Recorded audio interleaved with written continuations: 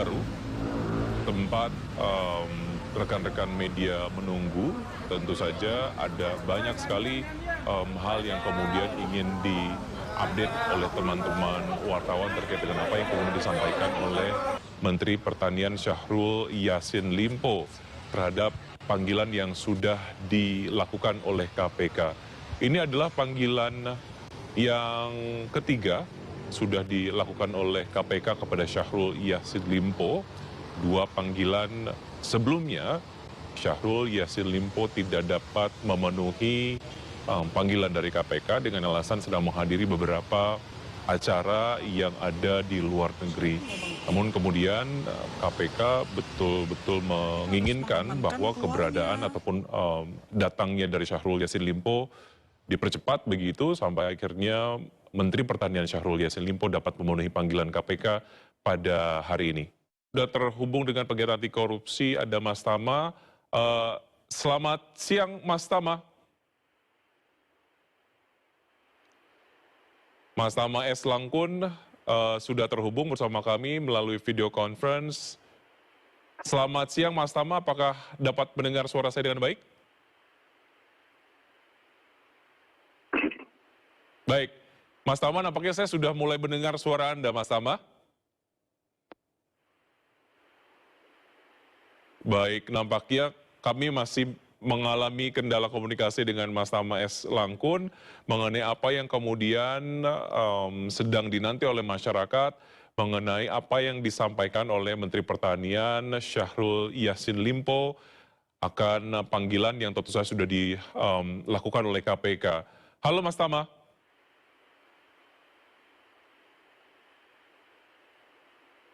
Halo, selamat siang Mas Tama. Baik, nampaknya kami masih mengalami gangguan komunikasi bersama Mas Tama S. Langkun, pegiat anti korupsi, dan pemanggilan KPK terhadap Syahrul Yassin Limpo ini tentu saja terkait dengan dugaan gratifikasi dan juga korupsi yang terjadi di tubuh Kementerian Pertanian Republik Indonesia. Beberapa pejabat dari Kementerian Pertanian nampaknya dikabarkan sudah memenuhi panggilan dari KPK untuk tentu saja memberikan pernyataan ataupun mungkin keterangan terkait dengan berbagai macam hal yang ingin didalami oleh KPK terkait dengan dugaan kasus korupsi yang terjadi di tubuh Kementerian Pertanian. Kami akan kembali menghubungi Mas Tama S. Langkun. Halo, Mas Tama. Selamat siang, Mas Tama.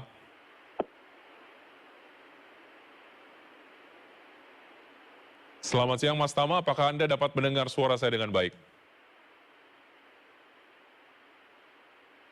Baik, nampaknya kami masih mengalami kendala komunikasi dengan Mas Tama S. Langkun, pegiat anti korupsi, dan pemirsa teman-teman media di gedung KPK tentu saja masih menunggu apa yang kemudian disampaikan oleh Menteri Pertanian Syahrul Yassin Limpo terkait dengan pemanggilan ke sana. Dan KPK kembali memanggil Menteri Pertanian Syahrul Yassin Limpo untuk pemeriksaan terkait kasus suap dan gratifikasi. Pemanggilan kali ini adalah yang ketiga kalinya setelah sebelumnya mangkir. Syahrul Yassin Limpo kembali dipanggil KPK terkait dugaan kasus suap dan gratifikasi di lingkungan Kementerian Pertanian. KPK telah memanggil Syahrul sebanyak 2 kali dan hari ini merupakan pemanggilan ketiganya setelah sebelumnya mangkir.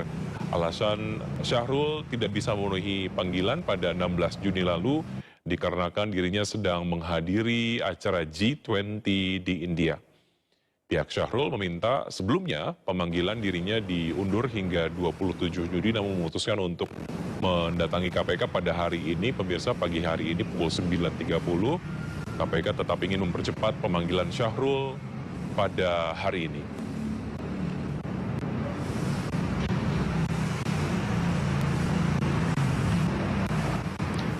Presiden Joko Widodo menegaskan dana Kementerian Pertanian harus dikelola sebaik mungkin mengingat jumlahnya yang sangat besar.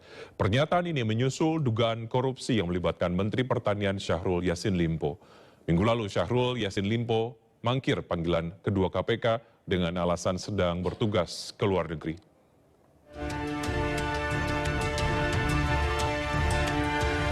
Kementerian Pertanian sedang dalam bidikan KPK atas kasus dugaan korupsi. Menteri Pertanian Syahrul Yassin Limpo yang seharusnya diperiksa Jumat 16 Juni 2023 meminta pemeriksaan dirinya ditunda pada 27 Juni dengan alasan sedang kunjungan kerja ke India. Sejauh ini KPK telah memeriksa sejumlah pihak. Mereka merupakan aparatur sipil negara dan pejabat di lingkungan Kementerian Pertanian. KPK juga meminta sejumlah pihak agar tidak mengaitkan perkara tersebut dalam ranah politis, mengingat saat ini adalah tahun menuju pemilu 2024. Proses penyelidikan ini sudah lama KPK lakukan, dimulai sejak awal tahun 2023 proses penyelidikan dimaksud sampai hari ini. Dan tentu sebelumnya KPK juga telah menganalisis dan juga memproses laporan masyarakat dimaksud tentu jauh hari sebelum tahun 2023 tersebut. Sehingga kami ingin ingatkan pihak-pihak tertentu agar stop menarasikan KPK politis terkait dengan penanganan perkara dimaksud. Proses penyelidikan dugaan korupsi Kementan turut mendapat sorotan Presiden Joko Widodo. Jokowi menegaskan anggaran di tiap kementerian sangat besar dan harus ketat dalam pengawasan dan pengelolaan. Bolak-balik saya sampaikan, hati-hati mengelola keuangan negara. Karena kita kelola ini di setiap kementerian gede banget, harus diawasi, harus dikontrol, harus dicek. Bolak-balik saya sampaikan, sekecil apapun. Selain itu, KPK menegaskan telah memiliki bahan keterangan yang bisa dijadikan bukti dan akan menentukan sikap terkait kasus tersebut dengan segera. Kini kita akan menuju rekan Ismalia yang ada di gedung KPK Jakarta. Dengan kooperatif datang ke gedung untuk dimintai keterangan karena agenda pada hari ini Syahrul Yassin Limpo akan dimintai keterangan terkait kasus dugaan suap dan gratifikasi yang terjadi di lingkungan Menteri Pertanian.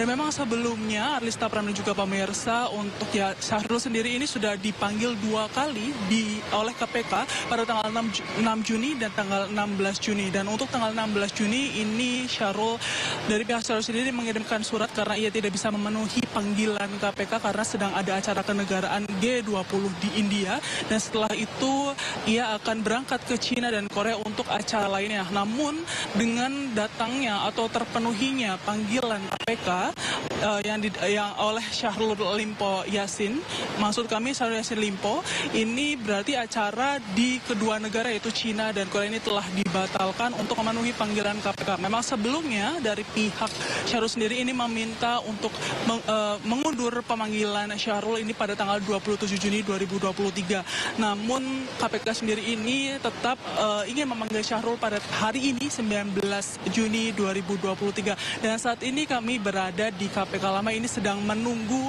hasil pemeriksaan atau hasil keterangan dan keluarnya Syahrul Yassin Limpo, bagaimana ia memberikan keterangan pada KPK pada hari ini kami masih memantau dan nanti update-nya akan kami update kembali kepada Arlista Pram dan juga pemirsa. Sementara itu.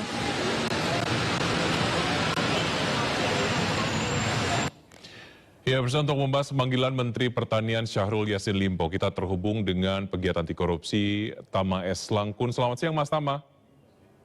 Halo, selamat siang. Baik, Mas Tama, terima kasih sudah bergabung bersama kami. Mas Tama, bagaimana Anda melihat pemanggilan Mentan untuk ketiga kalinya dan hari ini berhasil datang begitu ke KPK setelah 2 kali pemanggilan sebelumnya mangkir? Ya, saya rasa ini sesuatu yang memang tidak bisa dihindarkan ya, karena memang sudah 2 kali panggilan. Dan kalau memang harus yang ketiga kemudian nggak datang kan berarti sudah masuk dalam upaya paksa. Dia harus dihadirkan. Nah ini yang kita harus lihat dan tentu saja kita apresiasi dari komitmen Pak Syahrul Yassin Limpo untuk datang ke KPK memberi panggilan terkait dengan pemeriksaan yang akan dilakukan dalam proses penegakan hukum. Demikian, Nuki. Baik, 2 kali pemanggilan sebelumnya Mentan ini mangkir dengan alasan tengah berkegiatan di luar negeri, namun kemudian dari KPK sendiri bersikeras begitu untuk tetap melakukan pemanggilan secepat mungkin. Terlihat memang ada urgensi terkait dengan dugaan korupsi yang terjadi di tubuh Kementerian Pertanian. Bagaimana Anda melihat ini, Mas Tama? Ya, kalau saya menilai ini kan hubungannya dengan upaya pemberantasan korupsi juga dengan penegakan hukum. Dan kemudian juga atas 2 panggilan pertama kita juga harus meletakkan hak ya. Artinya Pak Menteri Pertanian juga punya hak untuk tidak hadir dengan alasan-alasan yang patut dan dapat dipertanggungjawabkan. Jadi dalam kondisi yang seperti ini memang kita harus letakkan itu dulu yang paling awal. Nah setelah itu baru kita bicara soal urgensi dari proses penegakan hukum. Kalau yang kita lihat ini kan proses juga sudah cukup lama ya. Kalau kita baca di pemberitaan, KPK juga sudah kasihkan informasi yang cukup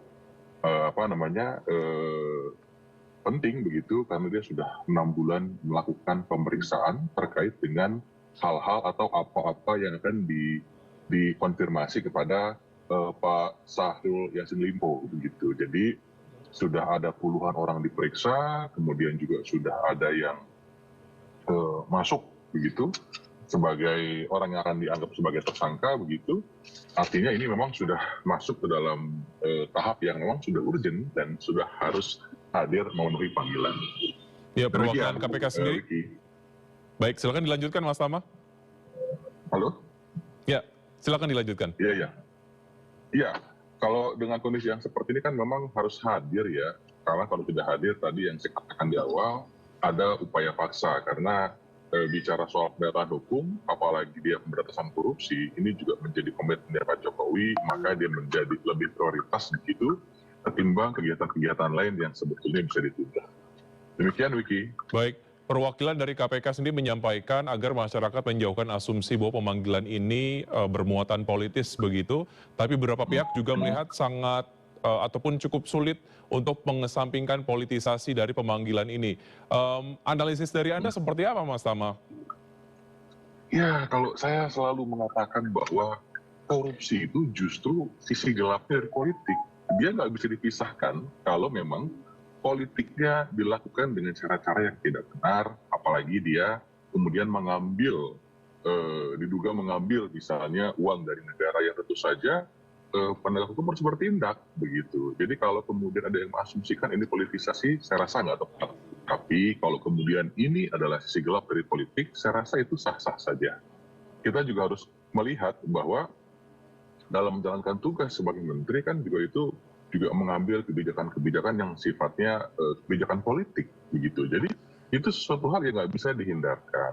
Nah ini memang yang kemudian menjadi ramai karena dia berdekatan momentumnya dengan proses pemilu. Sehingga seolah-olah ada partai A, partai B yang kemudian diasumsikan ini bagian dari upaya untuk mungkin penjagalan dan lain-lain.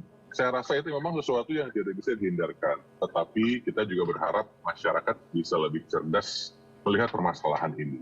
Kalau kita bicara soal pemberantasan korupsi, hukum itu semuanya soal bukti, nggak ada soal yang lain. Kalau buktinya sudah ada, tentu dia harus diproses dan kemudian juga harus dilakukan pendalaman-pendalaman untuk mengungkap apa yang sebenarnya terjadi. Kalau kemudian KPK sudah bilang kita dalam proses penyelidikan ya, itu berarti ini sudah ada perbuatannya. Perbuatan yang dianggap tindak pidana korupsinya. Makanya kemudian perlu ada pemeriksaan untuk mendalami siapa yang bertanggung jawab. Ketika KPK dapat misalnya, oh si A, si B, si C tersangka, maka dia harus ke penyidikan untuk memastikan siapa yang melakukan. Jadi secara tahapan-tahapan sebetulnya sudah dilakukan secara proper. Nah, kita juga harus melihat lagi pada sisi yang lain adalah yang tadi saya katakan di awal memang ini dekat sekali hubungannya dengan pemilu sehingga orang-orang kemudian menganggap ini politisasi. Kalau politisasi saya rasa itu nggak tepat. Kenapa? Kalau kita lihat setiap rezim misalnya dari zamannya Pak SBY itu kan juga banyak juga yang kemudian jadi tersangka bahkan divonis. Zamannya Pak Jokowi pun juga demikian. Misalnya ketika ada Menteri Sosial Pak Juliari Batubara yang kemudian divonis karena melakukan korupsi, kan dia juga dari partai PDIP. Nah, bagaimana menjelaskan kok bisa-bisanya partai penguasa kemudian kok juga terjerat perkara korupsi, kok bisa diproses, kok nggak ada yang menghalang-halangi. Jadi saya rasa dengan adanya berbagai macam partai yang jadi tersangka korupsi dalam kapasitas sebagai menteri, saya rasa itu menutup asumsi bahwa adanya politisasi dalam perkara yang seperti ini. Demikian, Wiki. Baik, politis atau tidak ketika adanya dugaan tindak pidana korupsi ini harus diselidiki begitu ya. Oke, terkait dengan Betul. dugaan gratifikasi dan juga suap di tubuh Kementerian Pertanian, celah mana saja, tentu saja yang ada di tubuh Kementerian Pertanian yang bisa menjadi potensi korupsi menurut Anda, Mas Tama? Kalau dilihat dari perkaranya, kita memang belum bisa melakukan analisis atau penilaian. Kenapa? Karena KPK sendiri belum menjelaskan ini perkaranya yang mana sih. Kemudian juga belum menjelaskan ini dugaannya berapa sih gratifikasinya. Nah, ini kan biasanya kalau kemudian sudah diumumkan tersangkanya, tidak lama setelah itu adanya konfirmasi, biasanya diumumkan. Nah, kita baru bisa mengetahui itu, di mana peristiwa yang terjadi. Kalau kita kembali ke pertanyaan, misalnya celah-celahnya di mana saja, saya rasa hampir ya di semua titik-titik proses di negara ini itu juga punya celah untuk terjadinya korupsi. Makanya dari itu kemudian dari internal, pengawas internal harus berjalan secara maksimal, kemudian juga menteri harus mengawasi prosesnya, termasuk KPK, kepolisian, dan kejaksaan yang melihat dari kacamata eksternal. Jadi kalau saya lihat di mana titiknya hampir semuanya ada.